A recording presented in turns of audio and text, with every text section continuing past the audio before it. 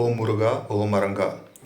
உடல் நலம், மனோநலம், நீலாயுள், நிறை செல்வம், உயர் புகழ், மெஞ்ஞானம் இதெல்லாம் உங்களுக்கு கிடைக்கணும்னா இந்த 2 விஷயம் நீங்கள் பண்ணீங்கன்னா இது எல்லாமே உங்களுக்கு கிடைக்கும்.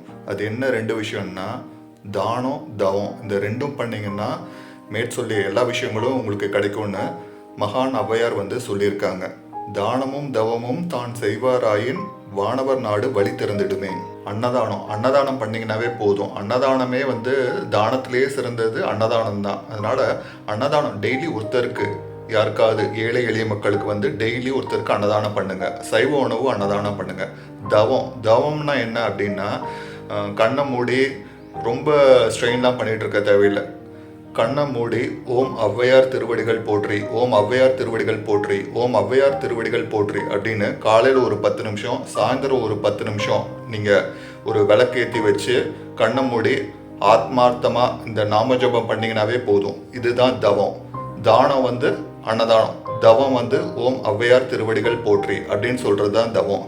இந்த 2 நீங்கள் பண்ணிங்கனாவே உங்கள் வாழ்க்கையில் தேவையான எல்லாமே உங்களுக்கு கிடைக்க ஆரம்பிச்சிடும். ஔவை பிராட்டியை சாதாரணமாக நினச்சிடாதீங்க.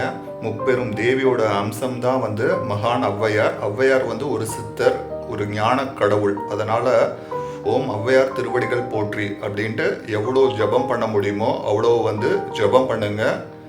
ஓம் ஔவையார் திருவடிகள் போற்றி அப்படின்னு சொல்கிறதே ஒரு மிகப்பெரிய தவம். அதுக்கு சான்றே அவங்களுடைய கவிகளில் ஒரு கவியில் சொல்லியிருப்பாங்க.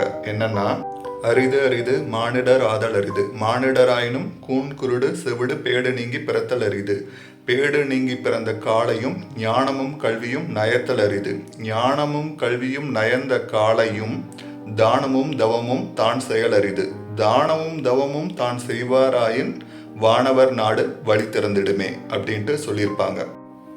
ஸோ தானமும் தவமும் நீங்கள் பண்ண ஆரம்பிச்சிங்கன்னா வானவர் நாடு கண்டிப்பாக வழி திறந்துடும் மகான் ஔவையார் சொல்லியிருக்காங்க. அது என்ன வானவர் நாடு அப்படின்னா, 12 ஆழ்வார்கள், 63 நாயன்மார்கள், 48,000 ரிஷிமார்கள், ரிஷி பத்தினிகள், அஷ்டத்திக்கு பாலகர்கள், 30 முக்கோடி தேவர்கள், மும்மூர்த்திகள், முப்பெருந்தேவிகள், இவங்க இருக்கிற டோர் நமக்கு ஓப்பன் ஆக ஆரம்பிச்சிடும். ஞான சித்தியும் எளிதில் நமக்கு சித்தியாகும். ஓம் முருகா ஓம் அரங்கா.